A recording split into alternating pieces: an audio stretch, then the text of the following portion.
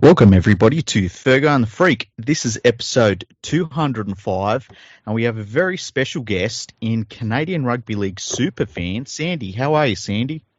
I'm all right. I'm all right. It's a summer holiday, so hopefully I'll be able to enjoy some sunshine here soon. Yeah, what is summer like in England compared to Canada? I'm not even sure summer is a season in this country. One of the reasons I love to go back home is because it's humid, it's hot, it's just perfect for me. Over here, it's gray today. It's warm, but it's gray. It's not really exciting that it wants to do something. So it's definitely different. But I do miss my summer holidays. I know I was over there in 2006 and they called it a heat wave, and I was wearing a hoodie most of the time. And I remember seeing on the news they were saying to bring your pets in over in England because they won't be used to the heat, and it was like 26 degrees. And I was like, this is barely a warm day for me. Well, that's the thing is for me, I mean, people say, oh, it's really warm today, and I'm still in my jacket. I mean, for example, in October, when my son plays rugby, I'll be wearing everyone thinks it's still summer. I'm like, it's not summer. Like, what's the weather's just, yeah, I'm definitely one that I'm very happy when it's 30 plus degrees, very hot, because I've got arthritis, so the hotter, the better for me. Oh, nice. And unfortunately, the UK, it's very damp a lot of the time. Mm-hmm. So my wardrobe normally doesn't match the ones of British people. You know, my favorite fact about Canada is that the northernmost border of California is further north than the southernmost border of Canada. That is a very interesting fact. Yeah, it's really weird, and like you kind of think that can't be true, but it is. Well, can I give you one? Yeah, go on. Canada are full of most bizarre world records, and because I was doing a Canada Day quiz with all the expats, so we had over, I think, 300 people doing it. It was really good. So I thought I'd look into the funny world record facts that there are for Canada, and Canada has the most. There's an individual in Canada who's got the most Christmas decorations in the world with over 200,000 or something. Ooh. I'm thinking, what kind of a world record is that? Who comes up with these world records? Yeah. You know, we've had the longest street hockey game. Yeah. That's what we play in the summer. Yep. And it lasted something like 100 and odd days continuously. Oh, wow. So there's a lot of obviously hockey records, but there are some really bizarre, like the biggest piece of fudge world record is in Canada. Yeah. And the biggest jawbreaker. I mean, it's just the most random, but I do find them quirky facts quite fun to look for. Yeah, it's interesting. I'm you know what? I didn't do it in the last episode, but I've got to ask you about the animals in Canada because I'm fascinated by things that can kill you with their face. So like the panther, but we don't have any. yeah. Yeah, exactly. It's so we might keep that to the end of the podcast. I can ask you all about that stuff. Okay, so this week, it's weird that it happened this week because we only talked to you last week, but this week the Toronto Wolfpack come out and they told Super League clubs that they would like to have a loan for, I believe it was £250,000 to go ahead with the season. They didn't get that loan approved by Super League clubs, and so they chose to withdraw from the 2020 Super League season. Things are a little bit up in the air with the Toronto Wolfpack right now. I don't think anyone really knows how this is going to play out, but as a supporter of the club, what was your first reaction when you heard the news? And what do you think is going to happen with the club? Do you think they'll be in Super League next year? It's very difficult. In the 4 years I've been following the team, obviously since I've seen so much change happen even within the season that it seems that I can say something today and then tomorrow they've changed their minds. It's just so difficult. In North America, when you look at some of the hockey and baseball, they make changes to rules and so on at the beginning, and then they make further changes for the following season. So I don't know what they're going to do. What did I think was it going to happen? Well, if you think about it, Toronto, unfortunately, were very unlucky that neither could they get a furlough support from Canada or the UK, even though that obviously they are a Canadian team and they got a registration there. They couldn't get it. And I'm sure the Wolfpack have got the lawyers on this to check, and they weren't able to get any support from that. And the RFL loan, it was for UK teams, UK organizations, and obviously Toronto isn't one. So as the pandemic happened, I did wonder what is going to happen, because the borders are closed. They're not letting anybody in. If we can't play at home, there's a huge market that we've missed.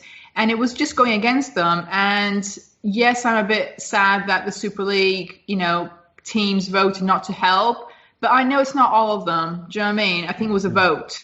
Yeah. Because I know there are Super League teams that do like us, that always supported us. And sometimes it seems like it's politics that gets in the way. Is it self-interest or is it actually the good for the game? And if anyone says that we're not good for the game, I will fight I will not tolerate that statement, because unless you've gone to Toronto and you've seen it for yourself, you've got no real leverage to have that debate, because you're watching from afar. Yeah. It's like with anything, if people criticize an individual or, a company or something, you can't really talk about it unless you've experienced it yourself. And everyone that I've known who wasn't sure about Toronto initially when we were in League One or League Two or Championship, when they've gone to Toronto, they were absolutely blown, just couldn't believe how different it is. The fan base, what we do, it's a city that's got sport in their DNA. It's so passionate, and it's so hard to fight and I'm not saying it's not totally the COVID situation, but it played a huge part. And how many companies in the UK are struggling? If you're not getting home games, if you're not getting merchandise sales, if you're not getting so many of the basics that even some UK businesses are getting, and they're still closing. Even with the government support that some UK businesses are getting, they're not able to carry on. And sport is a business. As much as people like to talk about the community and so on, it is a business. And there are some things you can't get away from. And it's a shame. I wasn't surprised, because, like I said, with so many things happening that they couldn't control, they can't tell Justin Trudeau, let us in. They can't tell John Tory, let us play at Lamport. There's a lot they can't control. So how can people get angry at us? Because I don't know what would the Rhinos do? What would Featherstone do if they didn't get the support from the furlough scheme in the UK? Yeah. If they didn't get the support from the RFL, if they needed financial support, what would they have done? And they're in the UK. Do you know what I mean? So for me, it's about having a balanced and reasonable conversation, and not just throwing sticks at us and rocks at us as if we're evil. Yeah, and I lined it up earlier this week to what we've seen in the NRL with the New Zealand Warriors, where obviously it's a little bit of a different situation, because the Warriors bring in a lot of TV money from New Zealand, but at the same time, the Warriors at one point, they were saying, look, we don't think we're going to be able to take part in the NRL season. They weren't sure how the players were going to be able to relocate and things like that. And what you saw was the NRL bend over backwards, talk to all the players constantly, talk to the club constantly, give them assurances that that they would be looked after, that they would be kept safe. They've given them, I believe, allowances to the players, living away from home allowances. They've done everything they could to try and get those players' families over to Australia. They've said to other NRL teams, look, we've got to start lending players to the Warriors if they need it, because they've only got a certain amount of players that are allowed to come into Australia. And with all of that still happening, the Warriors are still kind of struggling along a little bit. They're not about to go broke, but they're just doing the best they can in a really terrible situation. This is the worst situation you can have for any club that is playing in a different country's competition, it's basically the worst case scenario, the way that the world has gone this year. And I look at that support that the New Zealand Warriors got, and I line it up with the lack of support Toronto's got from the governing body and the other clubs. And I just find it absolutely extraordinary that in Super League they would say, look, we would love entrepreneurs to spend millions and millions of dollars to try and get a Super League club, to do everything you can and we're going to make you go through all the grades. We're going to make sure, you're not going to get any central funds from us, and none of that sort of stuff.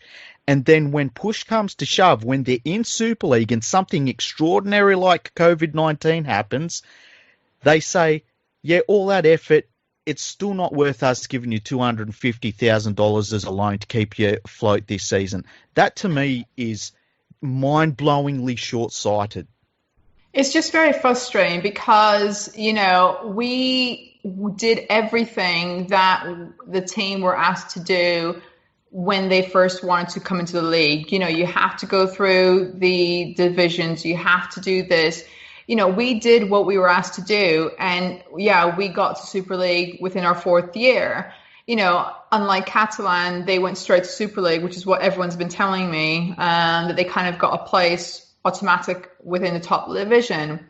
And it's just so frustrating because I've seen the positive impact. Everyone says to me, well, we are a small sport, we're a minority sport, and I'm thinking, well, why should we take that as enough? Why should we just accept it that we are a minority sport?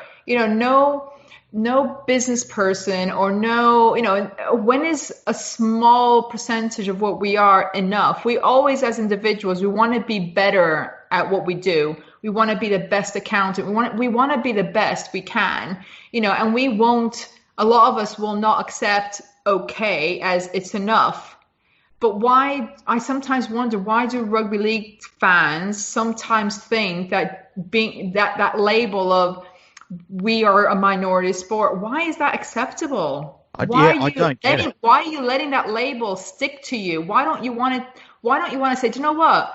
We were a small sport, but you know what? Because we've worked our asses off, because we've fought and we've done this, we've done that, we're now the 3rd top, and don't let people say, yes, I know football will always be a top sport in the UK, but there's other sports that are ahead of us. And why are we allowing other sports like netball or others to actually get above us? We shouldn't accept that we are a minority sport to be enough. That really frustrates me because it's crazy. And it's like you can say to them, and it's the same sort of people that will say, oh, you know what? I travelled down to Wembley to watch the NFL game, and it was fantastic. And it's great to see them trying to break the English market. And you'll say to the same people, well, why don't we try and get a rugby league team set up in Birmingham? It's a pretty big city. There's a lot of people there. It'd be cool to have them on board. And they'll be like, oh, no, rugby league's a northern sport. That's ridiculous. Why would we do that?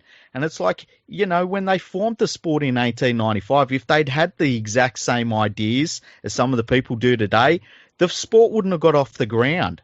It's mind-blowing to me that in 2020, there are people that still think the future of a professional rugby league competition in England is based in tiny little towns, and that it should never leave those tiny little towns.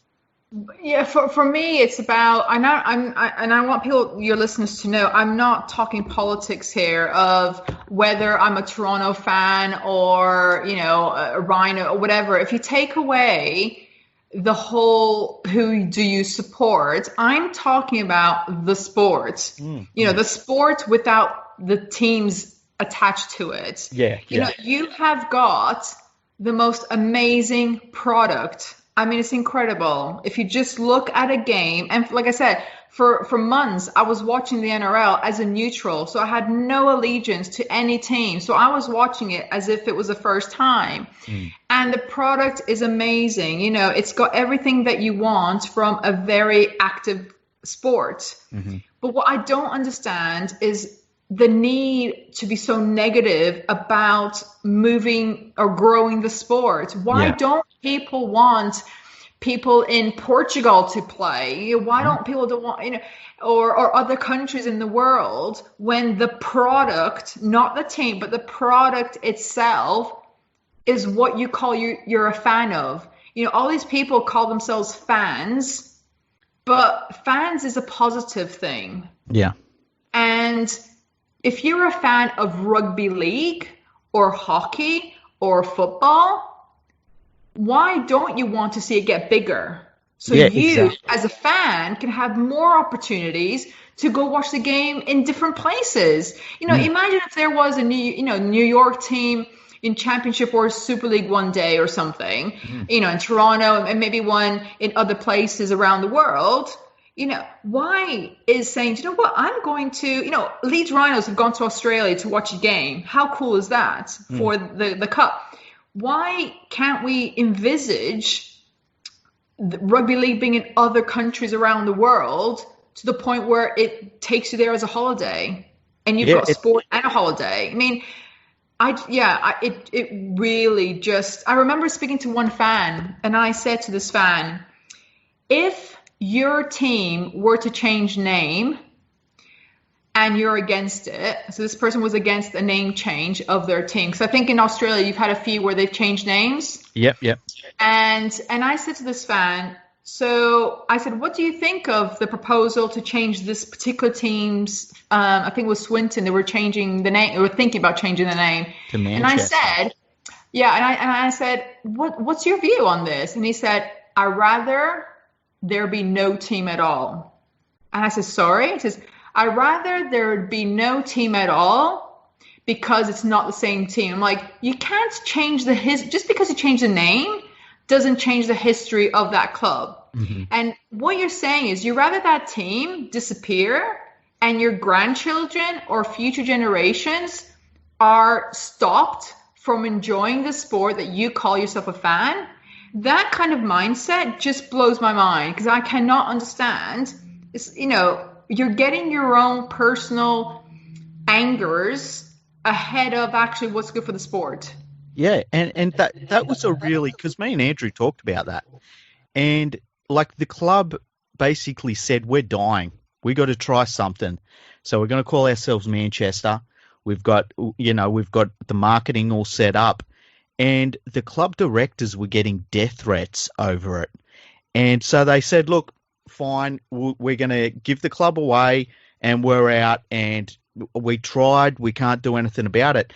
And the people that were fighting against that name change, they were making the choice that they were happy to see their club just basically die on the vine than try something different.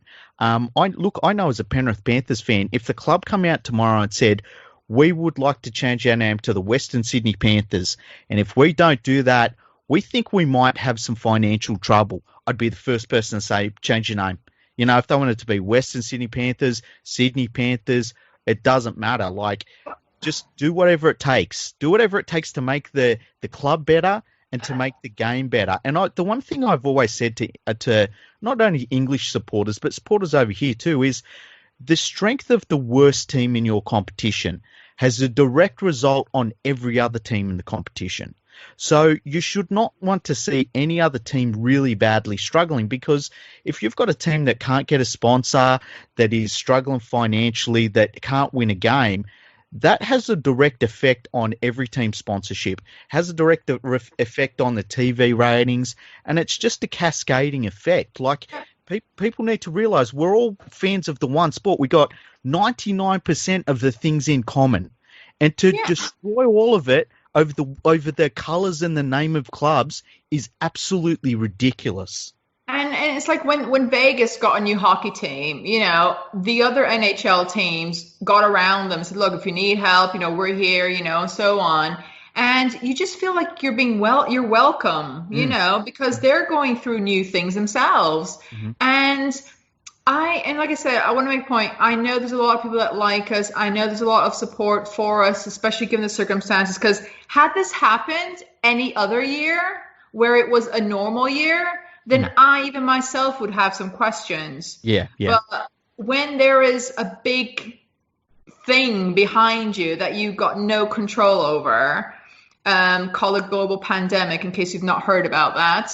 Even the prime minister doesn't know what they're doing because they don't know what's happening tomorrow. So there's so many struggles around the world, and I just think, for those who don't like us, or don't, people say you don't belong here, you don't, go away, you go back to Canada or whatever. Do you think that you can just start a new complete league in North America where there's so many other sports going around? Do you think that's actually going to be possible? You have to start a new sport in a new continent with some sort of connection to a league that is already starting, that is known as a top league. If Toronto started, because rugby league isn't a natural sport within North America, it's hard to get people into it.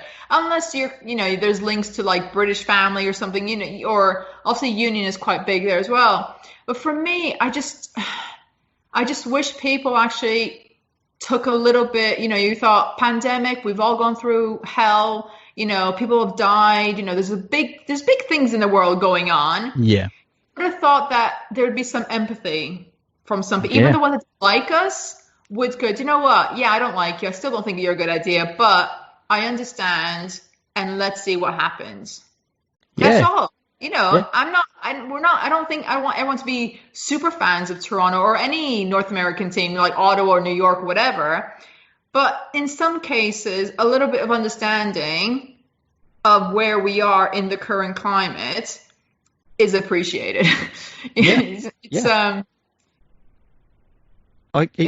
agree. I agree 100%. And I've said that, the Toronto Wolfpack, I think, are the most important rugby league club in the world right now. And I still believe that to this very day, because Super League desperately needs to grow its footprint, and it just refuses to grow its national footprint in the UK.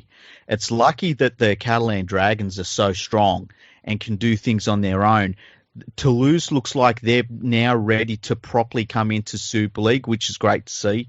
And having Toronto as well, I mean, these extra clubs, they need to have the London Broncos in there as well. Like, they need these teams that are from cities, that are from big areas, because you cannot sell anything based on mostly small towns in any country. You just can't. It's too difficult. Yeah. But even if you look at Catalan, I'm not trying to diminish what they've done at all, because obviously they've managed to carry on for quite a few years now. But looking at the area, the population, and kind of their surroundings, Toronto have done more than Catalan have ever done in 10 years when it comes to fan base and growth exposure of the sport, because there's just more people in North America.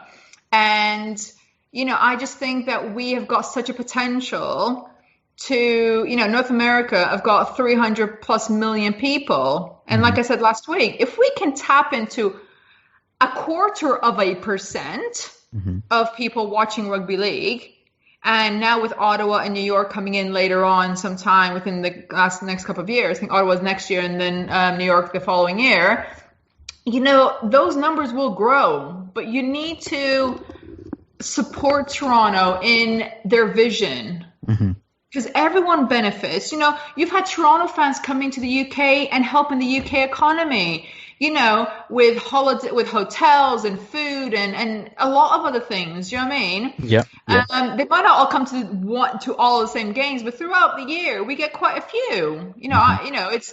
There were over 60 that I personally know who were going to come for the Magic Weekend. They were going to come here for a week. Yeah. Because when they don't come for a long weekend. They come for a week or two.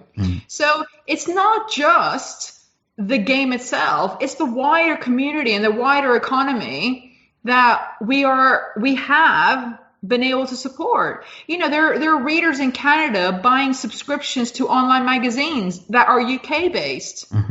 It's not just the game, it's more to it. And, like I said, the potential of what they've already done is huge. You know, they are on mainstream radio where there's millions of listeners. Yeah, yeah. Where would you get that here? You just Yeah. wouldn't. Exactly. Look, on our podcast, because our podcast has been going now for just a little over a year. We started in March last year, end of March last year. Our third biggest market has been Canada through the whole thing. And we've been shocked by it. Like, at first we thought it was maybe a bit of an anomaly, but it's stuck solid throughout the entire time. It's been our third biggest market. It goes Australia, the UK, and then Canada.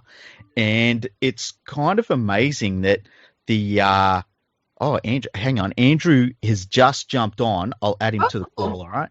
Let's add him. That's fine. Okay. Andrew. Hope it keeps recording. Let's see if it does. I hope so. Yeah, I can't remember crossed. everything I've said now. Yeah. No, it keeps recording. Hi, Andrew. We're recording. We're partway through the podcast. I figured it'd be very professional of me to just ring unannounced. Yeah.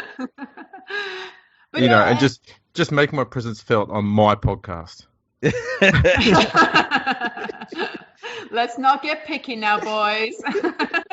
You're listening to the freaking Fergo on. Look, Andrew, we were just talking about the reaction by some Super League fans, and it's not everyone, it's just some of them, that they kind of reacted with almost glee to see the problems that the Toronto Wolfpack were facing. And we were talking about how important the Wolfpack were, and that they're one of the most important clubs in the game. And as Sandy was saying, what they've done within 4 years has been absolutely astonishing. And they're getting legit crowds to championship games. That, like, their biggest crowd, it outranked the New South Wales Cup crowds that I was calling games at last year. It's, the New South Wales Cup Grand Final, they didn't get the same crowd that the Toronto Wolfpack got for their championship, game. It's extraordinary that anybody in the UK is not scrambling to make sure the Wolfpack is saved. Yeah, look, I think the first thing we want to remember too when it comes to England is, for their idea, expansion is going to North Yorkshire. Yeah. And there's no surprise that they've got a bit of happiness about Toronto not working out, because it's one less threat on the table for a lot of these clubs. There's only 3 teams that are competing over there, and Toronto turned up and they looked like they were going to be an absolute genuine threat to those top 3. Sadly, that hasn't happened this year. Mm-hmm. But geez, it would have been great if they had come along and they had dominated Super League the same way they dominated the 3 grades. The 2 grades below them for the years prior. But they only lost 4 or 5 games in 3 years. Yeah, it's ridiculous. The thing is, no fan, and not even David, has ever said we are going to save rugby league. We are the saviors. That no one has ever. People put those words into our mouths, but we've never said that. What we do say is we believe, and we still do believe, that we can bring something positive. We will be the stepping stone to a new market. We will give fans new experiences. And I can't understand why people have got a half glass full view, empty, and not the full. I like to see the potential is coming. We have got a lot of potential, and a lot of people see it as, you're going to take something away from me. Yeah, I'm going to take what away from you? I don't understand. What are we taking away from you? England's never looked very positively upon expansion. That's just a fact. I mean, even look at this year, okay, Toronto coming dead last, had 1 win from 7 or 8 games, whatever it was. And so we only won the Challenge Cup game. There was only, I think, 3 teams. I'm just checking my stats here. I think there's only 3 teams that had a bigger average crowd than them this year in the Super League. So the Wolfpack were averaging 11,800. Yeah. Let's see. Hull FC averaged 13,500. Leeds 13,700. And Wigan 12,200. Yeah. And like, you think of the growth potential if Toronto just starts winning games. Like, even if they're just a mid-table team, where does that crowd go to? And it's not just the crowds that they get in the UK. It's like if you can get like 10 to 12,000 people going to games regularly in North America, that's more than a foot in the door.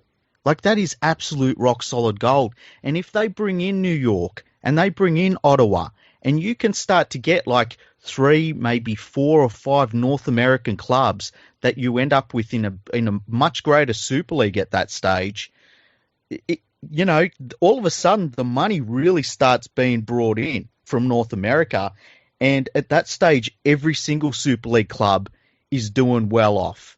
They start taking players from the NRL at that point. The thing is, you need to have a truly successful team in North America to grab the attention of other cities within the US and Canada who want a piece of the pie. And it's like, for example, in order to inspire new kids to want to play the sport, you need to have someone to idolize. You need to look at, because in North America, obviously, you've got the big teams like the Maple Leafs and the Boston Bruins and so on. Kids look up to these hockey players and so on because they want to be like that. Now, you need to have that, because that's what we're used to. You need to have a Super League team in North America to start looking at attracting the new audiences, the kids. There were lots of kids going to our games. There are local areas like in Barrie where they started their rugby league little kiddie club, and it takes time, but you need that team there. And obviously with Ottawa and Eric behind it, he's obviously got a different vision in terms of how he doesn't want to go up that quickly. He's looking at bringing Canadian players who are obviously not league. They might, have other skills that they can bring into the game. But if we're talking about long-term sustainability, David wants to have the opportunity to even grow that further by, they have done things in the community. They just don't promote it as much. John Pallett and the team there, they had a new branch within the team where they were going into schools. They were going into other places with the players and the kids. If the kids love a player in whatever sport, and the fact that this is a professional player that I can talk to, that I can take pictures with, that he's hanging around me, that does not happen in North America with any professional sport, those kids are going to go, I want to be like him, because they've really just been so different to every other professional sports player in North America who are untouchable. Yeah, and it's definitely a very, very, very different sporting culture to the UK, the North American sporting culture, because like I think the aspirations that a North American athlete has is driven by something very different than a Northern England athlete is. Like a lot of the times the Northern England athlete, for the most part, they want to play for their local town. And they don't want to play for anyone else, and everyone else is the enemy because their little town is the greatest little town on earth. Just ask them. Sorry, I thought you were going to say that the English athlete just wants to compete. They don't want to win. Well, I mean, some clubs are like that. But it's become that over there in England, though, because there's only been 3 teams winning the competition for decades. Well, that's the thing. That can't go on. There needs to be other big clubs, and you've got this club that has good backing behind it. It's got this amazing start of a supporter base in a big city in North America. And Toronto's a great sporting city, NBA champions, Toronto. It's definitely love sport. Torontonians are definitely, we spend a lot of money on sport, that's for sure. Yeah. And it's like, to me, it's just crazy that for £250,000, Super League clubs said no. I just cannot get over that, because it should have just not even been a question. When you look at automatic. It really should have been. Should have been first thing, Toronto needs 250,000. So we've done that. What's the next item on the list? So who do I make the check out to? Just cash? Exactly. The thing is, for me, I don't understand, because I've spoken to a few rugby league fans here, and like I said, there's quite a few that do support us. And I said to people, why are people seeing us as a negative? Like, what is it? They're scared. And I'm thinking, scared of what? No one seems to know what they're scared of. Like, I don't understand. Our fans in Toronto are not going to take away anything that your fans are experiencing. Your sponsors aren't going to be the same of sponsors that we are targeting because we're in a different market, so we want Canadian companies or whatever.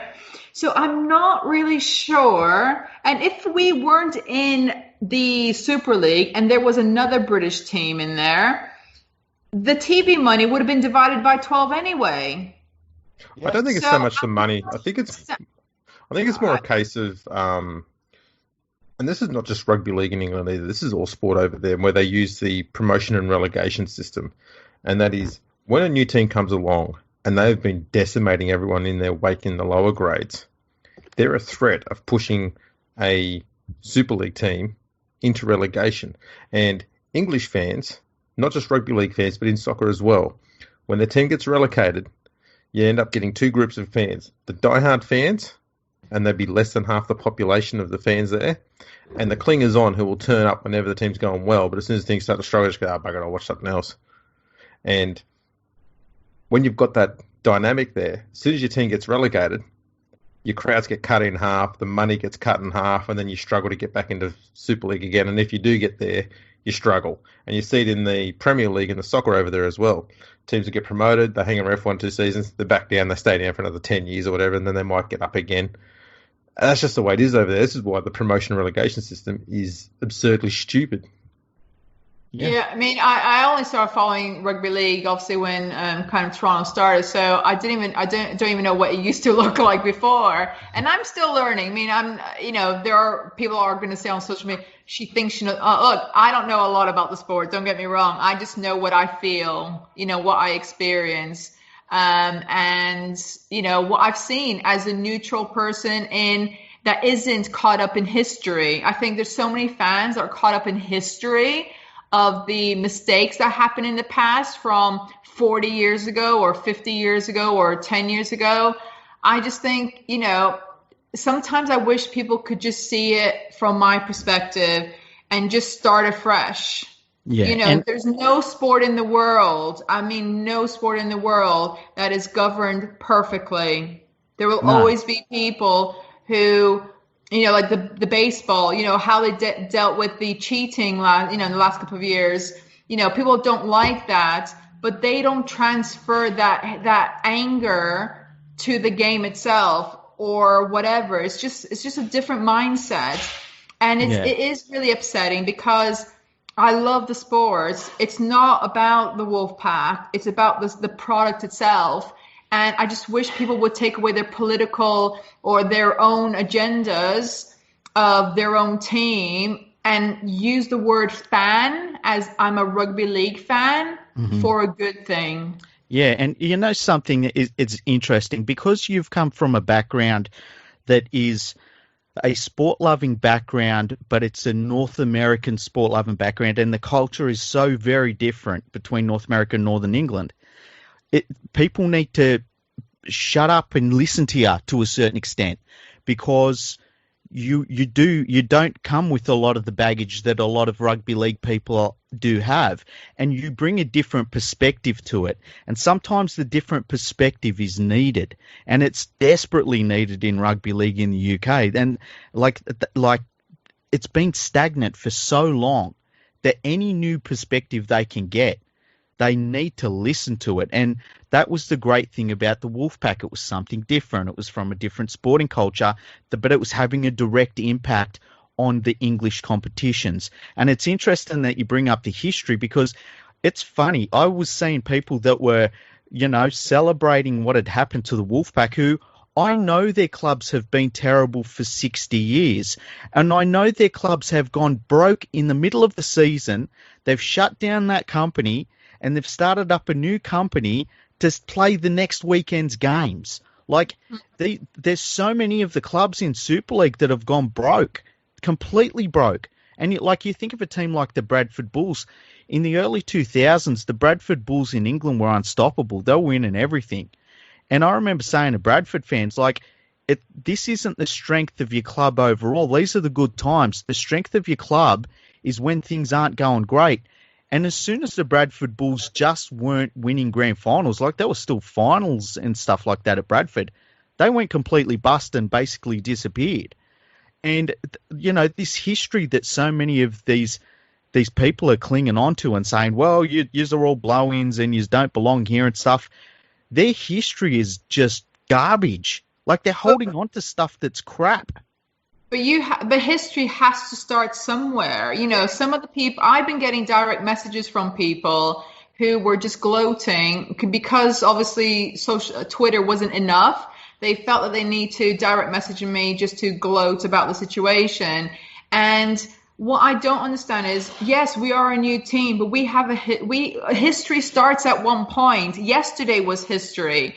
You know, yes, it's not 50 years, but your 50 years doesn't mean that our 4 years doesn't matter, you know, and people forget that the Toronto Wolfpack aren't just a sporting team, just like it isn't for some people, but just because we're 4 years old, it doesn't mean it's less meaningful. You know, for us in the UK, the Wolfpack games brought expats together. You know, when you live abroad and, you know, you sometimes still feel like you're a square peg in a round hole, or, you know, you have days when you miss home or whatever it is.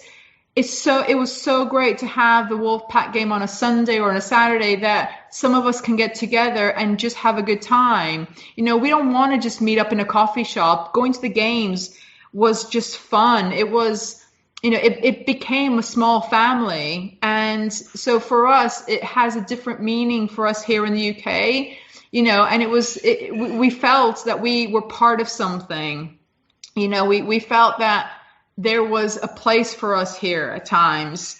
And in Toronto, they just love sport. They love the game day experience. It's just different to even Canadian. It's even different to the other Toronto sports experiences. That's the thing. You know, you've got the Maple Leafs, the Raptors, and the Blue Jays, for example. Their game days was not as much fun as the Lamport game days, and it's cheaper. So that's why if you go to Lamport, you had different cultures, different ages, kids, you know, grandparents, you know, it was just so diverse. And I think, how is that a negative to the sport? I don't know.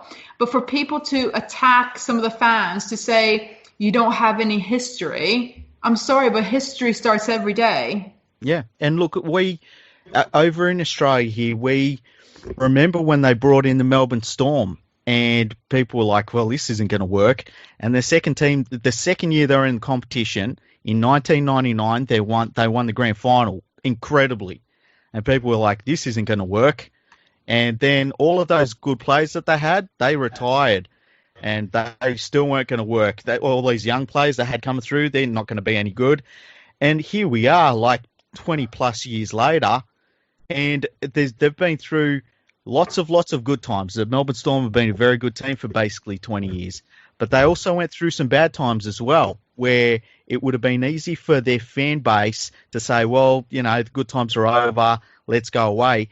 And those times were what galvanised the Melbourne Storm. And really, like when the Melbourne Storm went through their salary cap scandal and had their premierships taken off them, that was when they went from being a franchise to a club. And that's when their fan base went from being casual fans, maybe turning up because it's a new team in a sport that they can follow that's a bit different. They went from that to being like die-hard rugby league fans. Yeah. And it's really interesting that, you talk about the game day experience in Toronto. It reminded me of in the 2008 World Cup. I went to a World Cup game in Penrith that was between Tonga and Samoa. And the two sets of supporters, the Tongan and Samoan fans, they sung for 80 minutes. They sung non-stop. It was a beautiful atmosphere. I was about an hour into the game where I looked around and I was like, not one person here is drinking a beer, which is really weird, right? And it was just this completely different atmosphere that me as a fan in Australia, I was like, I need more of this. I want more of this. Just all the time, bring more. Then you go to somewhere like Papua New Guinea, where when there are games played in Papua New Guinea with Australia or England played last year in Papua New Guinea, the atmosphere is its own different thing. It's, and I think sometimes rugby league fans, they sort of think that rugby league is this one thing. It's a homogenized experience, and it's not. It is different things to different people in different parts of the world, and we've got to embrace that and not get scared of it. We've got to say, you can't say rugby league is the greatest game in the world and then say, oh, yeah, but it's not going to work here, there, and that. If it's the greatest game in the world, it'll work on bloody Mars if you give it a shot, And I think that most fans honestly think it's the greatest game in the world, but why do they have that negative attitude? I don't get it. And I've always been one. Expansion. We're going to expand this game because the more people that see it, the more people we get following it. Yeah, and the thing is, like NFL fans, they will say American football is the best sport in the world. And guess what they're doing? They have games in London. Why do they do that? Yes, it's only, one game per week for I think it's 4 in total. Mm-hmm. I know the number of games is different, but the point is they are doing something different to grow the sport in a new market, which is the European market, because it's easy for someone from France, Germany or Belgium to go to London to watch the NFL than going to America. Mm-hmm. So the Americans are like, NFL is the best sport in the world. The leaders think, yes, NFL is the best sport. How do we grow it? What do we do? Do you know what? We'll have 5 games in one of the biggest cities in the world. It obviously started with 1 or 2 initially, and it just grew in popularity. Now it's a regular fixture. So other sports are seeing the positives of trying something out in a new market, and it's working. And they're all saying their sport is better, but yet this particular sport, they think it's better, but they don't want to do anything about it. Yeah. Oh, England, I was going to say, England doesn't mind expanding. They just don't like supporting the expansion once it gets up and running. We've seen it even just with other sides from around Great Britain. How many Wales teams have come and gone over the last decade and a half? Yeah, you look at the London Broncos. I mean, they were owned by Richard Branson. They started attracting very good players to the club, and there's just no backbone in the leadership in the game over there to say we're sticking it out. We're going to make sure it works. It's extraordinary. At least I've got the Panthers to cheer for this year. Yes. Well, which I must admit, I wonder why they're doing so well. Andrew, we were talking before the podcast, and Sandy was saying, "Why do you think they're going so well?" I think she's the good luck charm for the Panthers. Hey. Well, I was going to say it's probably because of the West Tigers coach you picked up. How dare you? And that West Tigers halfback we almost had. Yeah, I had no idea in terms of the history of the Panthers. When I picked them, I literally, like I said, I picked it because of the very superficial reasons of they've got a black thing that I could wear, and the logo's quite cool, etc. So it was pretty cool that I picked a team that seems to be doing really well. So it's quite nice to cheer for them. The good thing about Penrith's history is there's not much you need to worry about. So the first 20 years, nothing happened. They were to say they were bad is an understatement. They were terrible. Yeah, they were called the Chocolate Soldiers because they melted under pressure all the time. Oh my god, that's so funny. And they wore our brown colours jumpers. were brown and white, by the way. What's that? Our colours were brown and white because we got into the comp in 1967, right? And we wore brown and white jerseys until 1991. Yeah. Yeah. And the year they changed the colour was the year they won the premiership. 25 years in, they got to their won a premiership, and then there was a bit of a tragedy that happened, which we won't go into. There's nothing major, but that sort of separated the playing group in '92, and they sort of fell apart a bit. And it wasn't until after Super League they managed to get back on their feet and had a glorious year. And was it 2003? We basically in 2001 we were the worst team in the competition, right? but we started bringing in through like a handful of really good young players all at once. And then in 2002, not great. 2003, we won the premiership. And then 2004, we lost in the semi-final to the team that ended up winning the competition. And from there, we slowly started to decline for about 5 or 6 years. And then we had a major restructure of the club from top to bottom and have been building up to basically this year since then. So it's a really good time for you to start supporting them. Well, yeah, it's. I just wish that they, like last week, they didn't leave it to the last minute to kind of secure the win, because it's been a long time since I felt that stressed. I'm thinking, please don't let us because obviously the win got us to the top, and I'm thinking, I don't want the Eels on top. Please win this game. Please, hold on. It was it was hard to watch the last.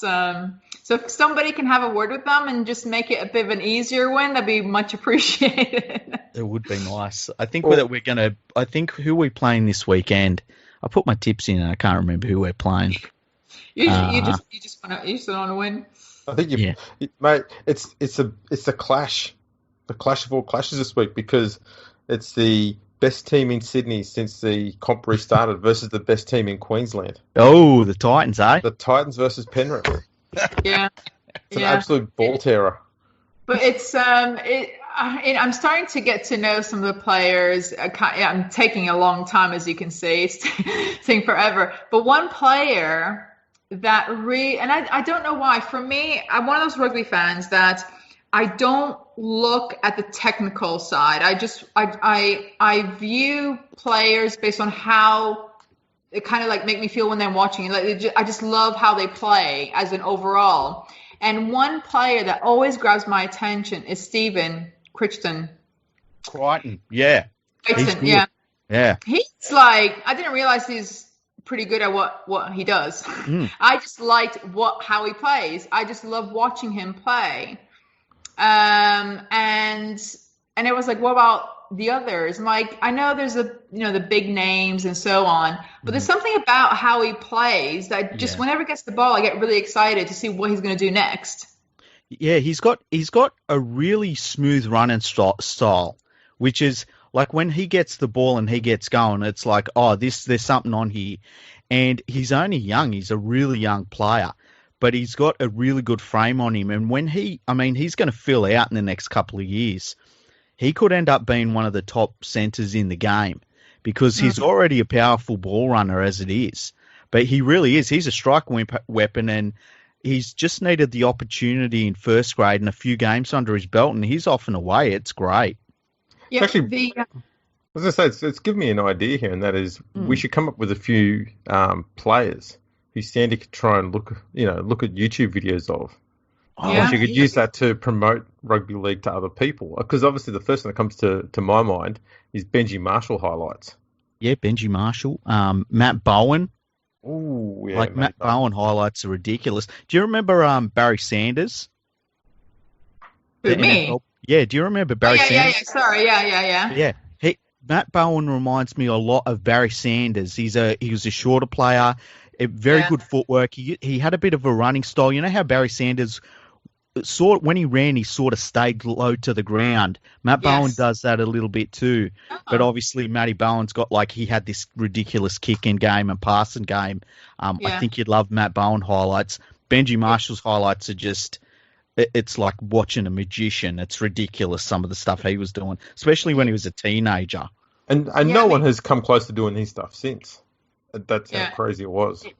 Well, I mean, there's some players that it's just so hard to replicate. The thing is, the game's so much faster as well, which is interesting because I sometimes wonder how would some players, even 5 years ago, if they were on their top game now, how would they react? It's like in baseball. There's some baseball players who are legendary in the game that you just wonder, even when they were at the top level of fitness and of their career, how they would cope in the modern day of sport, because it's all about numbers and data, and they overanalyze sports from a physical sporting aspect that it reflects on the training. And I really like that side. I do like like Moneyball, it's all about the numbers and the numbers.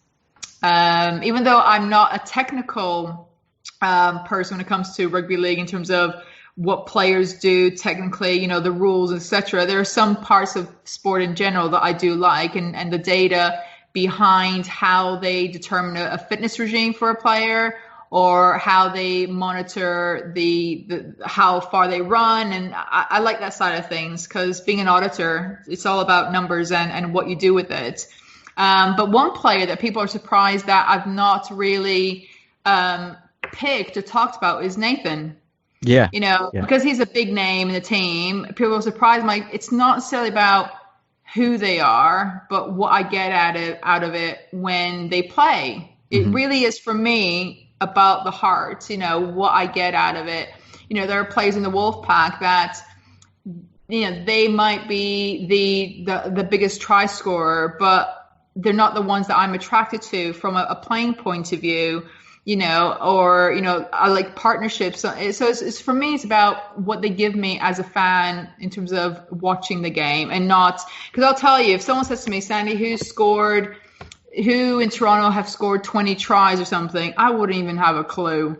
Or if someone says, who's the most long-standing player, do you know what? I don't care, because for me, it's not about these numbers. That it's like one of the documentaries on TV. It's not about how many trophies you win or what you do in terms of winning awards. It's the impact of what you are as a player or a coach.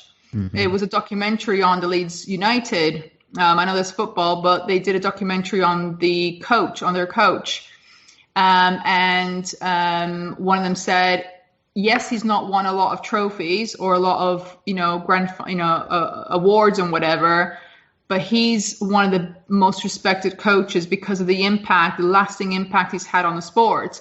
And for me, those are the players that attract me, to those who will have a positive impact on the sport on and off the field. So for me, like Andy Ackers, who was in Toronto, he's inspired my eldest to want to look into the world of rugby league, And Ashton Sims, he grabbed the attention of Ethan, my youngest, and Ethan wants to be like Ashton. So it's those players who, it's not about what they do on the field of how many tries they score. It's actually what they do that is after that, because careers end, and what is the impact. So for me, Nathan's great, but I like more of the emotion side of what I get from it. Yeah, I get that. And, it's funny, I don't know if Andrew will agree with this. I feel like there's a point where you can get so into, like me and Andrew watch pretty much every game every weekend. There'll be very few games we miss. And you can watch all of the games, you can read all the news, you can know everything that's going on, and it can detract from your love of the game. And if you take a step back to a certain extent from all that, and you just get back to watching a bunch of dudes play footy, and you're like, oh, this is what I love about football. Where there can be a try out of nowhere, or a big hit, or a ridiculous pass that you don't even see the first time. You've got to see it on replay, or a cover tackle that just, should never have been allowed to happen, but the player ran from the opposite side of the field to come across and stop a try being scored. And it's those things that make rugby league special, It's those things that really get you. As you say, it's the emotional side of the game that you watch it and you're like, oh my God, I can't believe what I've just seen. And it doesn't even make sense that was able to happen.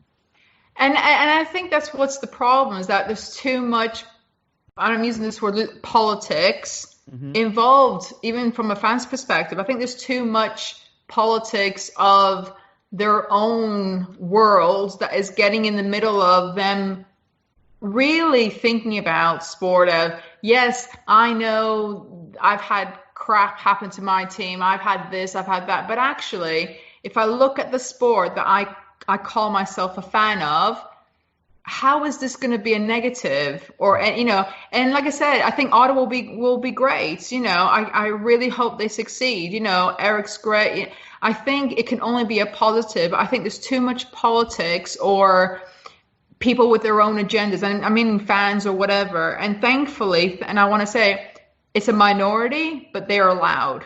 Yeah, they are. That's the problem. They are particularly loud. Yeah, and that's why it's very easy to be drowned out by them. And look, it used to be worse. I'll be honest with you. You go back 15 years ago, and it was way, way worse.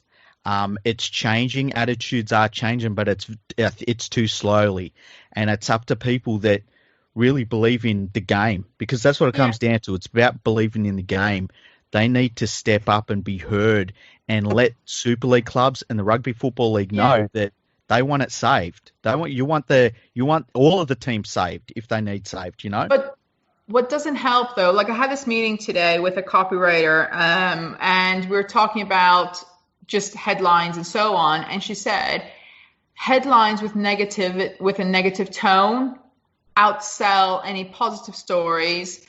You know, you might get, if you have 10 stories, 80 of those, if there's a negative, they will sell. They will be the ones that people click on, you know, because people like to read negative stuff because it makes sometimes them feel better. Mm-hmm. And it doesn't help that there's a lot of reporters and journalists out there that just focus on negative because that's what gives them the clicks. That's what gives them the readers. You know, people don't want to read about success, I sometimes feel.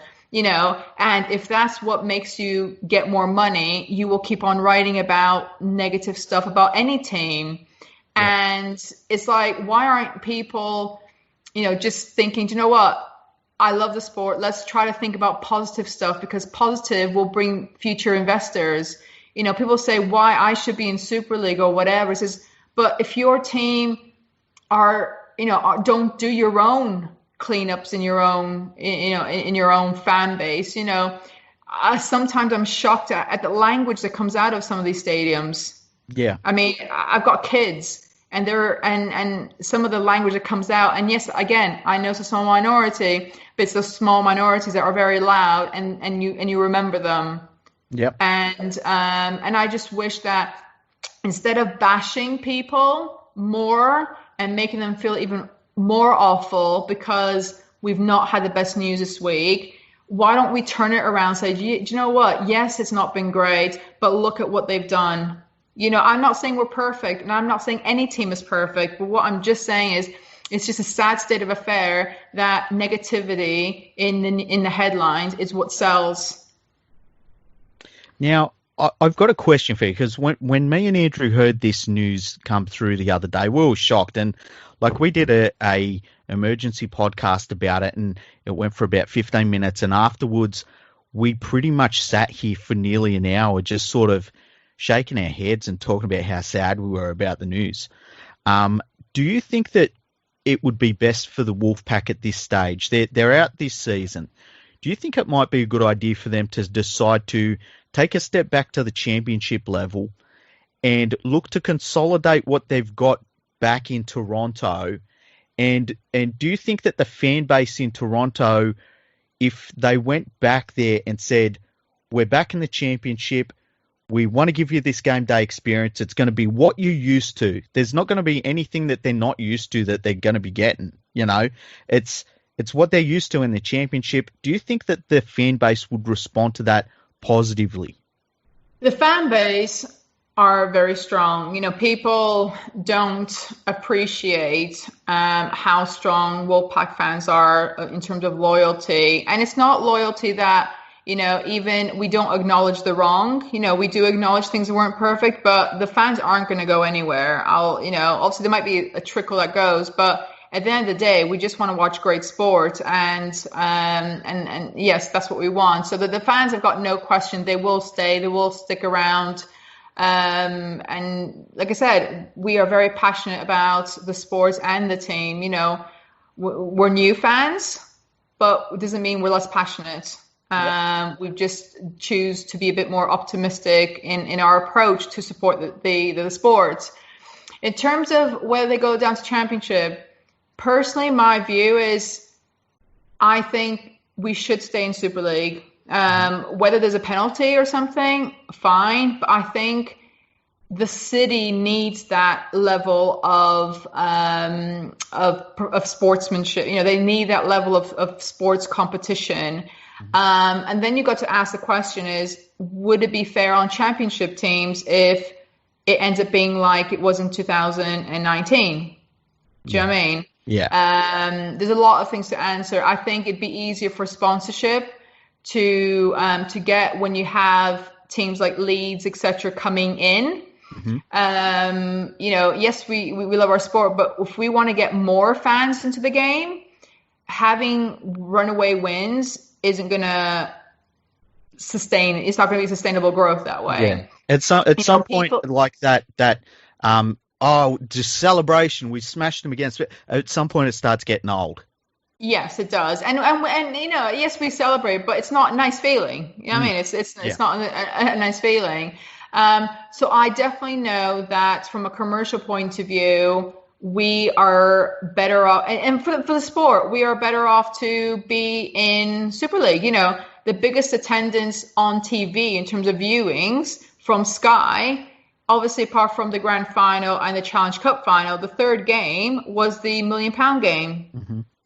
We provide a lot of interest from around the world, and I think we can provide more, we can give more to the sport if we do stay in Super League. But like I said, if there's, I think that it'd be nice to know that people understand we are in very, very different circumstances. This is not 2018. This is not 2017. This is something that's affected the whole world. Even some big corporations are struggling, and people are shocked because they're supposed to be this multi-million-pound company, and actually everybody is suffering. So I hope that whoever is going to decide this actually puts their business head in and says, you know what, I can understand, yes, we couldn't get, how many teams, now you two can tell me, how many Super League teams do you think would survive without any government support? Oh, none of them. I think even the big clubs, and there's only 3 big clubs now, I think that if they weren't getting a central support, I think if they weren't able to do some of the things they've been able to do, I can see. I think that the way that Super League runs and the finances of clubs and stuff, they're all very close at the best of times. And right now, I mean, there's some of the figures we've been hearing. Andrew was talking about the chairman for Huddersfield and how much money he's pouring into the Huddersfield Giants, and they're not playing games, and he's still pouring all this money in just to keep them afloat. I think that it would take nothing for most of them to fall over. Yeah, I mean, like I said, I'm quite new to the sport, so I don't, like, for example, know exactly how the RFL or Super League work or they operate, and I'm not gonna, start having a view on what they did before I started following rugby league. But for me, you don't want to know. Will that age me? Is that what you're trying to say? I'm trying to keep looking young, and I'm trying. No. It won't age you. You just listen. You'll just hear it, and you'll go, huh? Yeah, you'll be like, nah, that's not true. Surely they weren't that stupid. I can tell you the peak of the worst they did, and that was instead of getting naming rights for the competition one year, for money in return, they decided to just have Super League plastered on the side of trucks for free. Right. That's a very odd business decision to do. Yeah.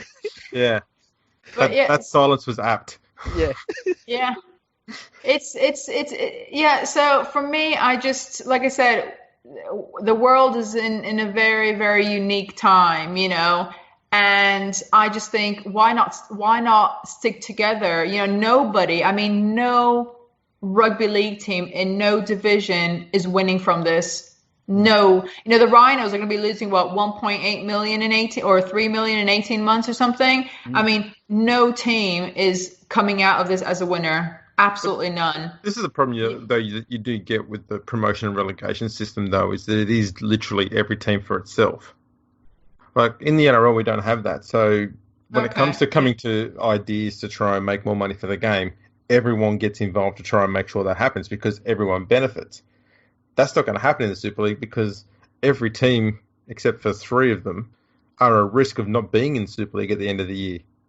So they're not going to go and do some work altogether when it might actually only benefit teams other than themselves at the end of the year. So it's all very narrow-minded and insular. You know, we just got to look after ourselves and just us and no one else. And if someone else fails, that's one less threat for us. And that's the way that's the mindset of the fans, of the league, of the teams, and it's been going on for decades, centuries. The one thing I ask myself is I don't really know what anybody wants. You know, it's you got one group of people who want to be known as, you know, the top rugby league, you know, competition or whatever. And then I'm just so confused how the divisions work. You know, there'll be teams in championship who will never come up. That's not what they want.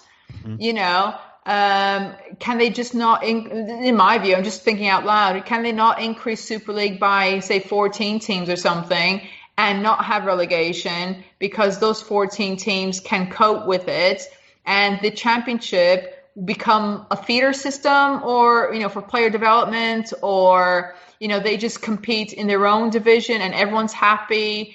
You know, it's whether other teams have got that ambition that they want to put in the infrastructure and be in Super League and just not have that relegation. I mean, North America don't have that either. So, you know, I'm just trying to figure out, is there a plan? You know, is what we're looking at the moment just been a mishmash of different ideas that people come together and it doesn't make any sense? Yeah, yes. It is.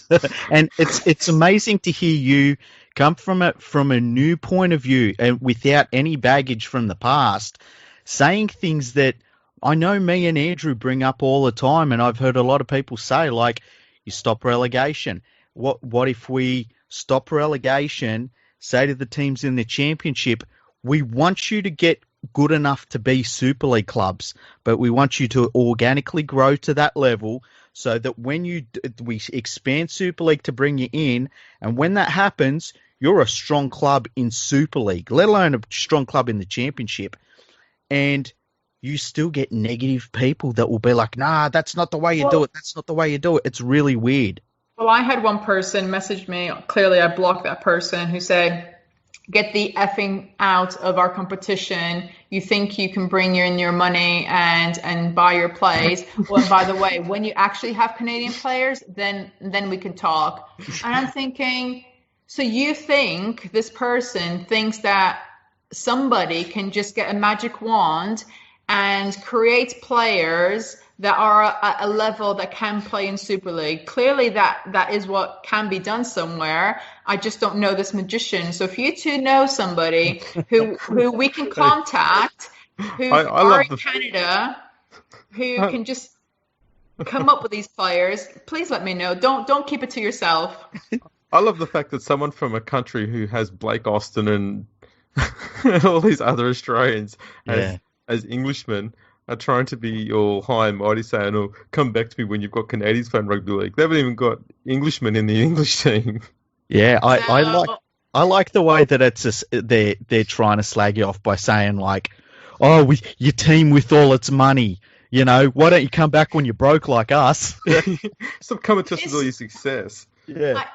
They've only been around for 130 years and they still can't have the same money that a team that's been around for 4 years has already got. Yeah, it's crazy. I just, you know, it's been a tough week. You know, no Wolfpack fan will tell you it's been an emotional roller coaster this week, you know, because we talk from the heart. You know, we really do love the team and the sports. And I guess it's hard when people really try their best to just grind you down even more. And I know it's social media and a lot of us just try to ignore it. But sometimes when you see unfairness in some of the comments, you know, people are being affected by this, you know, and, you know, staff in Toronto and so on. And I think sometimes people forget the humanity in stuff they say, you know, and, you know, my eldest is starting to go on social media And the only reason I don't reply is that I don't want him to see me getting involved in some of this negativity that is pretty nasty sometimes. Yeah. And it's hard because you know what they're saying is not true and you can prove it that it's not true, but you don't want to get involved in those conversations because I don't feel like I'd be leading a good example, because I don't want my kids to, know that is acceptable, because some of it is not acceptable. Those people don't want facts, though. They just want to argue. Oh, yeah, man, I've given some facts, and my God, even they told me, I was like, I'm sure this fact is 100% correct because I've seen it myself, and yet you're telling me I'm wrong. Okay, yeah. That's great. I clearly was pretty drunk that day when I saw what I saw with my own eyes. You can't educate an idiot that doesn't want to learn. And that's the thing. That's one thing I've noticed over this week. And I kind of noticed before, and I think we kind of all do it in our day to day, is that we only follow people who have got the similar views to us, because we all, whether it's a political thing or it's a music thing, whatever it is, we want to talk to people who are like-minded with us. But the thing is, with social media, you can't stop them from commenting on your posts until they do, and then you can block them. So, so for me, it's I think people just, whether they do it to make themselves feel good because they've, it gives them some sort of, oh, I've got one on you or something. But in general, I think people will follow people who agree with their views. Yeah, and you create your own echo chamber, and it can be a negative thing because, as you say, you're just talking amongst yourselves about the same thing, and that's why it's always important to check out what others are saying, and you see groups of supporter bases that, like, when you look into their supporter base and it's chaos, or they're all really nasty or something, and you're like, what is wrong with these people? It's weird when you see it from a distance, and you got to wonder what is I can't imagine being part of a supporter base where you're just sniping everyone else the whole time. I would just be miserable the whole time. It'd be really weird. I must give a shout out to my friend Nicholas. He is probably the most patient Canadian I have ever. Even I'm patient, but he probably has read the entire rule book. Yeah. And I'm sure he can quote you like chapter 16 or something. And I feel, is like a rugby league lawyer or something, because the amount of debating he has done, and he's quoted clauses and stuff. I'm like, Nicholas, you're clearly a teacher. I can see that. You even bring it into rugby league. But yeah, he definitely has. And they're like, Nicholas, go to sleep. You're still responding to people, And but that's the thing. It's about facts, and I will, fans do accept things haven't been perfect with Toronto, but we don't accept some of the views that are against us without having a basis for it. And like I said, those who go to Lamport or have been to Lamport, they are the ones who I matter and I listen to, because they know exactly what Lamport is the start of. Because it is. Lamport Stadium is the start of something. Yep. And it could be huge. Yeah, and I agree. What I hear a lot as well is people saying, we need to get more kids into the game. We need to get more kids into the game. Yeah, that's okay. But don't you think that, because I'm raising my kids here in England, to say to my kids, look, imagine you can be a rugby league player where you're playing in cities like New York, where, yes, you might be a Warrington player, but you're going to go to New York for a game, or you're going to go to Toronto for a game. Those are the exciting things that could inspire new kids, even in the UK, to actually want to play. Mm-hmm. And I'm not trying to say, and, don't hate me, people from smaller towns. I'm not saying you don't belong in the competition, but what I'm saying is everyone's so desperate to bring some new blood into the game, the new generation. But yet, we're in a modern day. We like big things, glamorous things. We're very, a tactile, we like big posh things or whatever. And to say to a kid who's 10, if you are a professional rugby league player, imagine playing in some of these amazing players. Why do you think people are going to Australia? Yeah. To say, I want to play in Australia is exotic. Exactly. And like, I know you don't think this, Sandy, but I'll say this. If you're a rugby league player in Huddersfield and you play well enough, you can get the hell out of Huddersfield forever. I mean, that's an incentive in itself. We can go to Leeds. No, not Leeds. You'd want to go to. You'd want to go. I'd go to Toronto.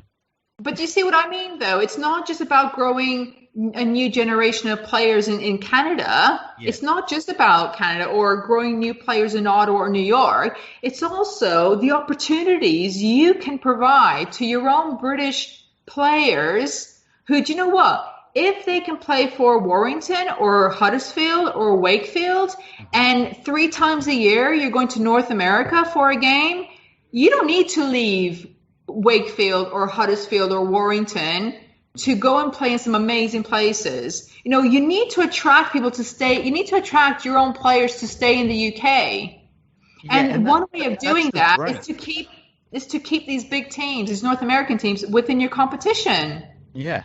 Yeah, and that's the dream for everybody. I know for me, if somebody said, where would you love to see rugby league in 50 years' time? I'd be, and I'd focus on the NRL in particular, right?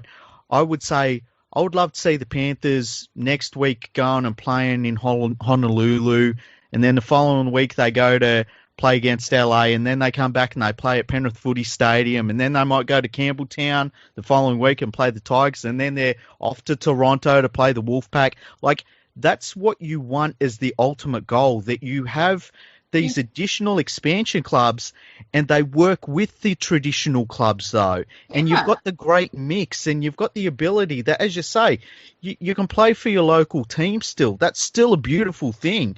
But that local team is going all over the world and playing in a great world-style competition where, there's no end to the possibilities of where rugby league can be. And like I said, the NFL, fans don't, they love the idea that for one game that season, if it's their team being picked, they can go to London. It's pretty cool. The world is so small. But it seems that the negativity towards expansion is making the world wider, and there's no need for that. And like I said, I've got 2 boys, one who's 6 and one who's 14. And, you just want them to follow their dreams. You just want them to, or women's for that matter, but you just want them to look up to something that looks difficult or impossible, but it's an ambition.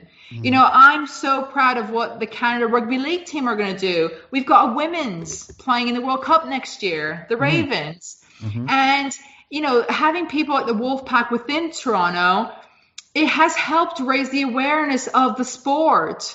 My friend Jennifer, she played in Serbia last year. I mean, she wouldn't have thought of that before, but the Wolfpack have given her a passion for the sport, where now she was playing in Serbia last year. Yeah. And to see the Canadian Rugby League team, the ladies, right, they're going to be in the UK, based in Leeds. You can imagine how excited I was. I'm like, oh my God, I might do a house party with them or something. But you know what? It's all building blocks like Lego, one Lego brick at a time. Some Lego bricks will be bigger because they're bigger projects, and some will take time. So you build one little block at a time, but it takes time. A lot of these clubs have 50, 100 years to build to where they are. We live in such a faster world now. We don't have 100 years. So yes, we're going to trip up.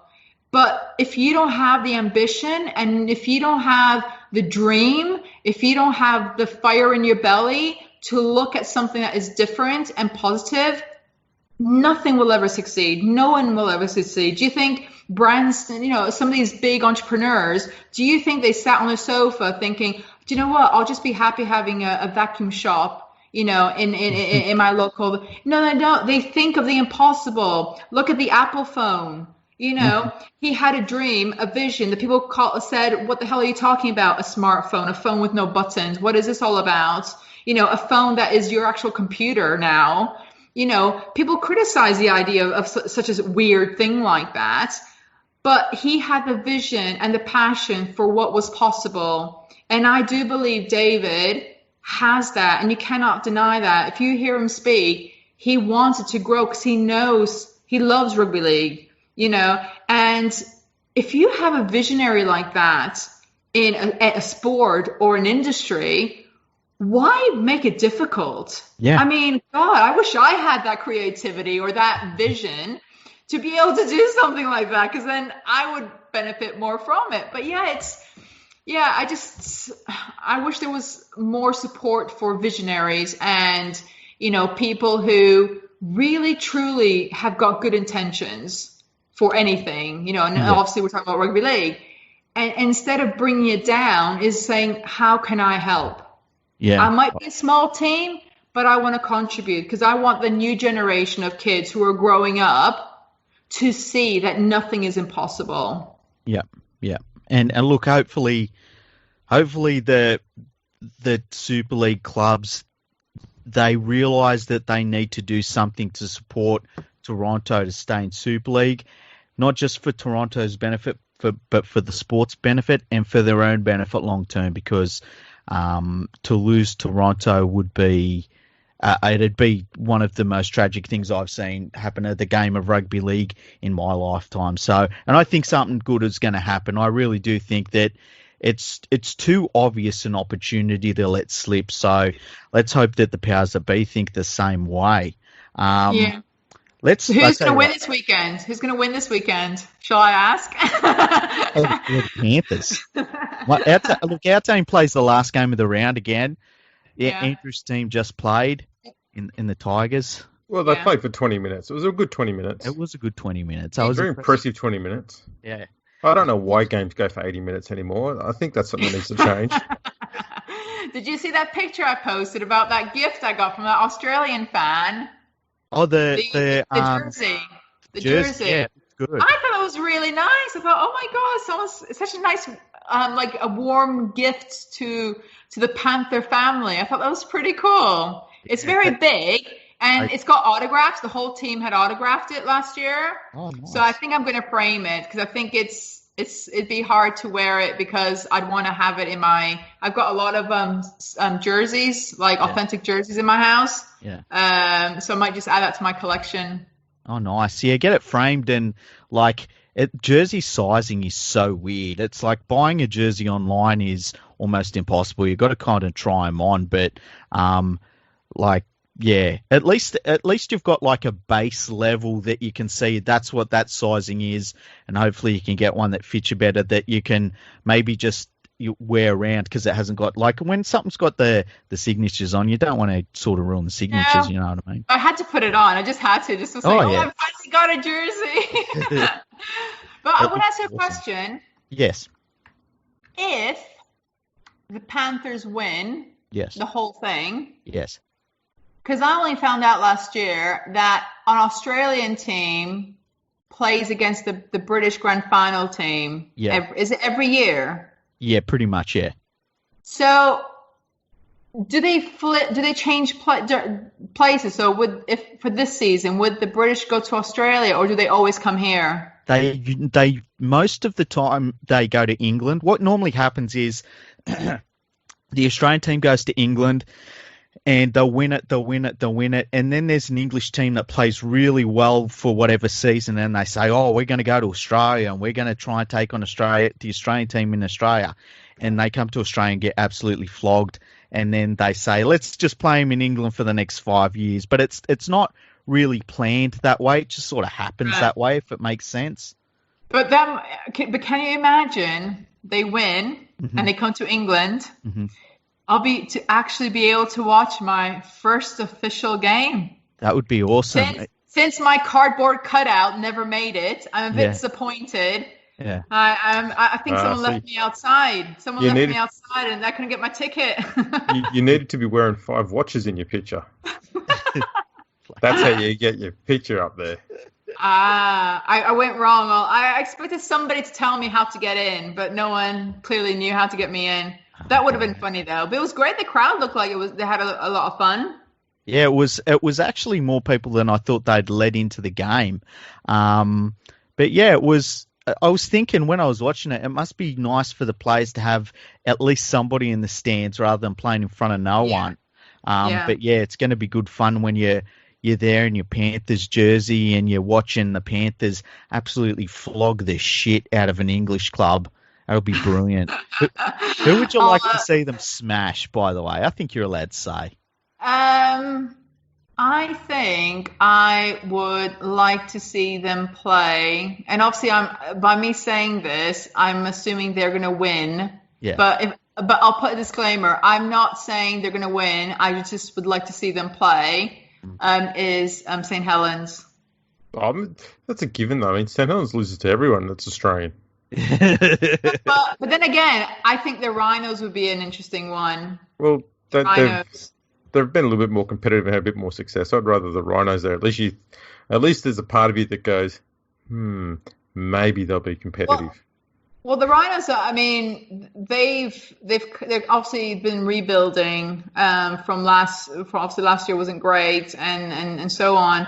So I think, and having met, because last year I was very lucky. I was invited to be part of one of their training sessions. So I actually got to do some actual rugby. Oh, nice. I've never, I love to watch sport. I don't play it. So it was, so we watched them train for a little bit, and then we got to be in groups of like 10, and it was like 6 stations, and each station had like 3 Rhinos players, and we all got to do different things for like 10 minutes or something in each station.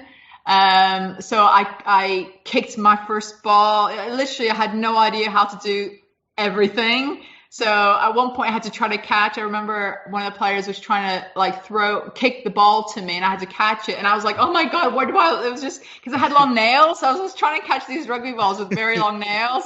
It was just like, oh my God. My son loved it. My eldest loved it.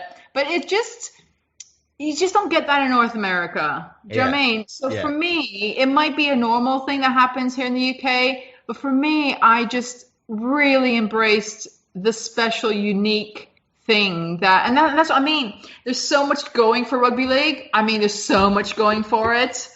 It's so different, but in a positive way as well. And I just wish people would just chill out a little bit and relax a little bit and just enjoy the ride.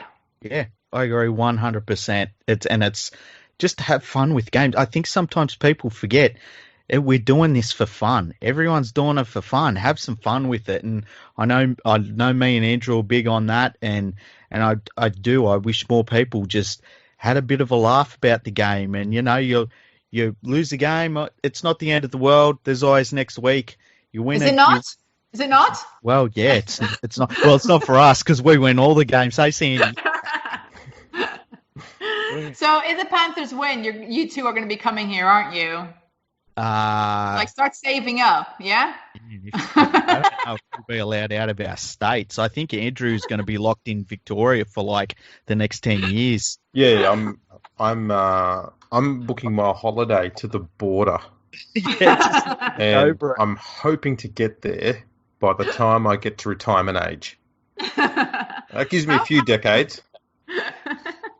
But yeah, I mean, people sometimes wonder, like, why do you bring donuts to the games? I'm like, do you know what? Because I'm trying to have fun. It's so, you know, how many people go to a game and they bring donuts and they speak to rugby league fans. They go, would you like a Timbit? Would you like they're like looking at me going, why? I'm like, because I thought, why not?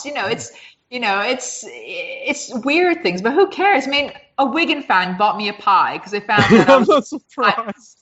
Yeah, so I was doing, at the start of the season, I decided to do a pie tour. So I was going to try a pie at every Super League round. And I was rating them on Twitter. Obviously rating filling and, very scientific, very serious, analysis. Moneyball for pies. Yeah. And when I went to Warrington, they were very friendly. They bought me a pie. Someone found out at the game that I was going to buy a pie. I said, no, I'm going to buy you one. And then when we went to the Wigan game, I rang them up to order my tickets. And somebody said, oh, are you the lady on Twitter who's trying pies? I'm like, yes. I'm like, says, well, I'm going to buy you a pie. What pie would you like? Would you like a Wigan kebab, or would you like just a pie? And I'm thinking, the Wigan kebab sounds scary, so I'll just go for the pie. Mm-hmm. And then she says, would you like some mint balls? And I'm like, what? Like, I'm thinking, does it go with the pie or something? Like, is that? So I ended up getting a free pie at Wigan, which was very nice. But I also got a big box of the Joe's mints or something, and I'm in a huge box. I'll take a picture of it later. And wow, it blows your mind, those mint balls. Definitely my mind is going, whew, it's very, very strong. Really? But yeah, so some fans have been friendly, and they love my pie analysis. It's clear. It is actually, of all the tweets I've done, my pie review in Salford reached something like 75,000. What? That's hilarious. And I said, I found the solution to every rugby league argument that ever happens. Give them a pie. They all seem to like pies. So I think I found the solution to disputing things in rugby league. Just get pies. But yeah, I couldn't believe it. It was just... I tell you what, it makes a lot of sense when you see the people that run the Rugby Football League. They're eating a lot of pies and sorting a lot of stuff out. But yeah, it was, you know what, and those are the things that I love about the sports, you know, and those are the fans that give me a good feeling about the sports. Yeah. You know, I've been, in the beginning, I must admit, when I started following the sport and reading a lot of negativity, it really upset me, because as a new person, I couldn't understand the hate. I couldn't understand the negativity. And this is like 2 years ago. And like I said, people start changing their minds once they've experienced stuff. But what I always remember, whether Toronto are here or not, I will always embrace those moments where it was pure fun, because that's what sports meant to be. It's meant to be fun. Yeah. And I just wished more people would remember why they love rugby league. I'm sure they didn't wake up one morning and decide to hate something or hate somebody. You know, at one point, they loved the sport for what it is, for the product, for what happens on the field, you know, and somehow got lost in it. And I think a lot of fans, and there are in other sports as well, but I think people just got lost in the moment of drama. Yeah. And kind of forgot why they follow the sport. Because I'm telling you, if I stopped following F1 because it was really getting me angry. I was getting really annoyed with Schumacher, and I stopped watching it, and I still don't watch it because I was spending more time getting angry at the TV than actually enjoying watching it. Yeah. That's the only reason why you watch F1 though, is to get angry. I love watching F1. Sit down and go, yeah, you know what? I'm in the mood to get pissed off at something. I put the F1 on and you go, Hamilton wins again. The moment Schumacher tried to cut off Villeneuve, that's it. That was it. It was. I think it was 1995. I think it was 1994. No, 97. Jerez. I can't remember, but I know it was in the 90s. And I was in Portugal. I watched that game in Portugal. And I was like, you bloody beep. I'm like, oh. I was so angry. I'm like, that's it. No more Formula One. I've had enough. But yeah, I just swerved into him. What can I say? But no, so I would just love to see more actual love for the sport. Yeah. For what it is, you know, and forget about the dramas. You know, yes, like, for example, given the Blue Jays at the moment, we don't have a place to play at the moment, and yet our season starts, this weekend. Yeah, and wasn't the place that there was a place where they'd sorted it all out, and then the mayor said they couldn't play there or something. Yeah, Pittsburgh. Yeah. So, crazy. As you can see, not everyone gets it right in other sports, but you don't see the abuse as most, you know, if you look through the thread, it's more of like banter, annoyance, that kind of thing. It's just a different reaction. If that had happened here, I think people would have completely lost their. They would just attack Twitter like, it's going to finish tomorrow. And again, yes, it's okay to tell people how you feel and so on, but let it go. And no, I'm not going to sing Frozen, Let It Go. But damn. I am not a singer. Ask anybody who knows me. Even after there's only one way to find out. Yeah, maybe when I'm in the only place I actually sing is in a concert because no one can actually hear me, and I can sing as much as I want, and it won't affect anybody. I've sung Happy Birthday a couple of times on the podcast, but that's about it. we can guarantee you we have absolutely no listeners, so you can start singing if you like. It's fine. Yeah, no one's listening. I'm sure you've got at least 5, don't you? No. We don't even listen to it. No, but honestly, for me, it's the wish I have is that people, when all this is finished, whatever happens, is that kind of people reflect on why they love rugby league. Why is it? Why? Life's short. And, yes, we can get angry about things. And I think just move on, enjoy the sport. There are people who still want to play the sport. There are players who are driven to want to play. Embrace them, cheer them on, look after them, be positive. Why do you think players like to go to Canada? Because when they go, the reaction they get is so welcoming from the players, from the away fans.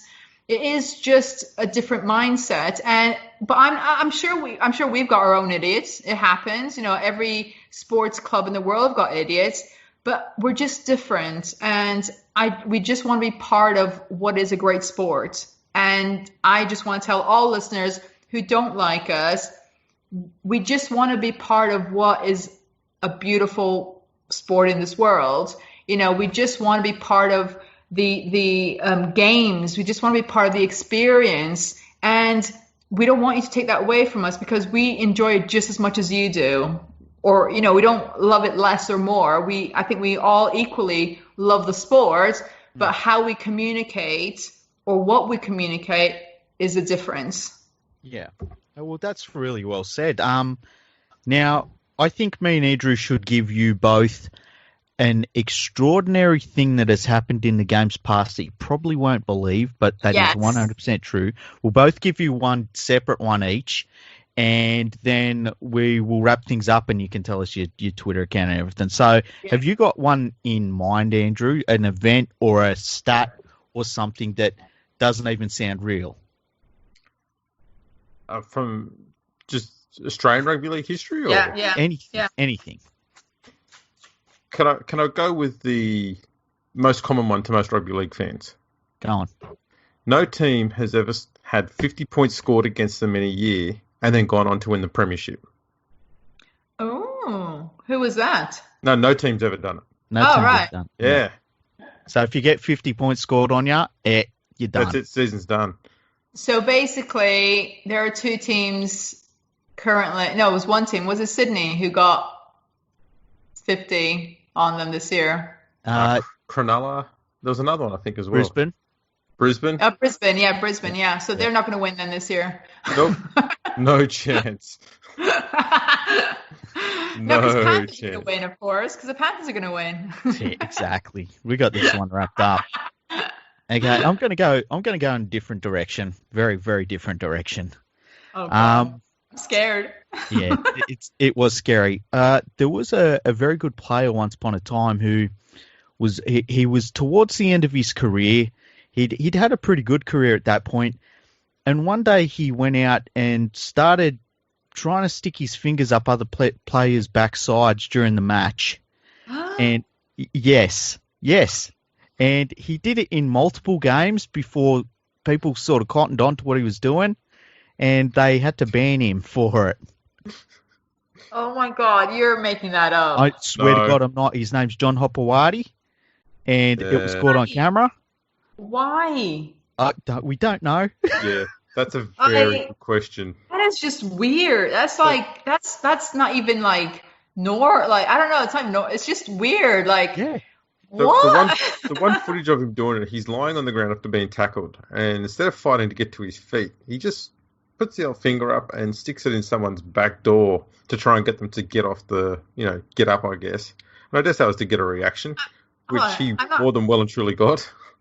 But I'm sorry, but surely the first person he did that to would have reported it, because it's not something that happens every day. They probably did, but I don't know if we didn't have video referees reporting on that sort of stuff at the time. So if the referee missed it. So what year is this? 1850s or something? 2003. We didn't have video referees. Come on, what year are we? 2003. Really? God. Yeah. Oh, I can use that one on other people now. I actually. No, physically don't. Physically don't. No, I'm going to tell other Wolfpack fans about this because they'll find it funny. Yeah. But that is weird. Are you telling me there's more of those stories in the NRL? No, the AFL has a few stories of players biting other people's testicles. Ah. Yeah. What about really weird? There's some really good ones. There's one in rugby league where a former player allegedly was on I believe it was a pre-season get-together at a club function, and they were on a boat, and he got drunk, and there was a teenager that was dressed as a dolphin, and he tried to set the dolphin suit on fire, and when that didn't work, he took his thongs off and jumped overboard and swam to shore. Oh my God. Oh my God. Do you know what? You can do an entire show on those weird, wonderful facts about rugby league.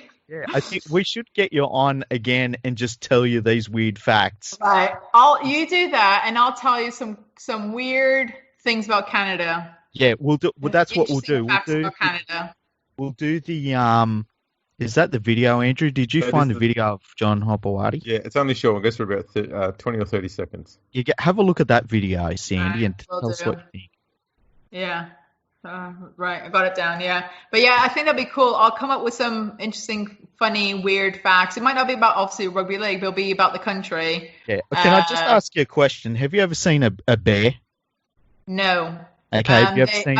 We've seen, well, I live in downtown Toronto, so but you do get raccoons.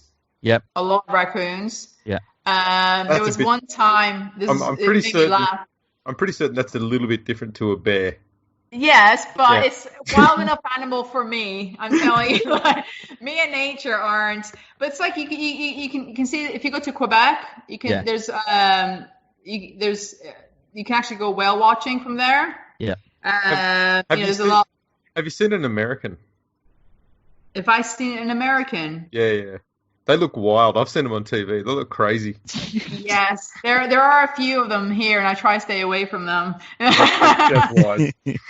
I remember when I took my husband to Canada for the first time. Well, he had been to Canada before, but when he traveled, we went to Toronto, and we were staying there for the summer. And my husband opened the garbage container to put the garbage in. And he opened it, and this raccoon just jumped out at him. And I've never seen him scream. And they're vicious. And it just jumped out. I'm like, how did you get in there in the first place? They're so clever. They just... Have you ever seen the video of there was a guy, and he had like a night vision camera out in his backyard, and a raccoon started attacking his little dog, and so he come out and he picks up the raccoon and Hulk smashed it. Oh my God, no, I've not seen that. It's incredible. There's a movie on Amazon. I don't know if you'd get it there, but it's called Being Canadian. No, I haven't seen it. Try to Google it or try to find it. Like I said, you can get it on Amazon or Netflix, one of them. And it's only an hour, but it's the funniest documentary about Canadians. Yeah. And it goes from East to West Coast. And I don't think I've laughed so much in my life. And I've watched that about 3 times, but still very funny. And it's with normal people, but it's just an interesting take on the Canadians. But yeah, definitely recommend watching that. But yeah, I am a city girl. You know, there are Canadians who are into their nature and their lakes, and going to the cabins and so on, and cottages. And I've always been a city girl. Me and nature do not get on. I was rescued in a helicopter when I moved to England. Oh, wow. Yeah, I moved to England in May, and this happened in August. So it was in Scotland. So I try to stay away from nature as much as possible. So thankfully, I won't ever see a bear in my life, or any sort of weird animals like that. Yeah, just Warrington fans. I still think Jefferson is the best wolf out of them all. He's pretty cool. I still think we have a cool mascot. Yeah. All right. Well, thanks again, guys. It was great chatting with you guys. Thanks for having me on your show, guys. Yeah, thanks for coming on, Andrew. That was nice to get to turn up. Even though he was late. No. Turned up late. Where can we find you on Twitter, Sandy? So my Twitter handle is Sandy D Shipley 01. Not very original, sorry. Unlike yours. So I do a lot on Twitter. It's very much from the heart. It's just a view of someone new to rugby league. That's mainly what I post. And where can we find you on Twitter, Andrew? I'm Andrew RLP. I've only got like 4 or 5 followers, so Okay. Follow me and help me get a profile there. I don't think many people know who I am. Yeah, I'm not convinced. And my name's @LeagueFreak, and if you're listening to this, I like to mostly talk about financial issues, a little bit of politics. Don't talk too much about rugby league. So if you're looking for rugby league, wrong person to follow. You don't happen to be a centre for the West Tigers, do you? What's that? You don't happen to be a centre for the West Tigers, do you? No, I'm more useful than that. Oh, you're a beer coaster. Anyway, let's wrap this one up. Thank you, everyone, for listening. Make sure you subscribe, and we'll see you all soon. Thank you. See you later.